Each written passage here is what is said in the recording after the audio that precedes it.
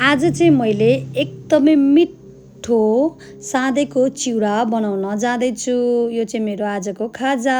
यसको लागि मैले ग्यास अन गरेर कराही तताएको थिएँ, त्यसमा अलिकति चिउरा भुटभाट गरेँ। त्यसपछि मैले यसमा राख्नको लागि सबै सामग्रीहरू रेडी गरिसकेको छु। अब म यसलाई बनाउन जाँदैछु। पहिला मैले एउटा भाँडोमा भुटेको चिउरालाई राखेँ, दालमोठलाई राखेँ, त्यसपछि पापड पोलेर राखेको थिएँ त्यसलाई राखेँ, बन्दा, चना, मुला राखेर यसमा मैले टमाटर पनि एड गरिदिएँ। त्यसपछि ससानो टुक्रा बनाएर राखेको खुर्सानी, चाट मसलालाई राखिसकेपछि मैले अब यसमा मसलाहरू एड गर्न जाँदैछु। यसमा मैले कालो नुन राखेको छु, भिरे नुन, त्यसपछि जिराको धुलो, धनियाँको धुलो अनि खुर्सानीको धुलो राखेर अलिकति तोरीको तेल राखेँ। त्यसपछि यसमा कागती निचारिदिएँ।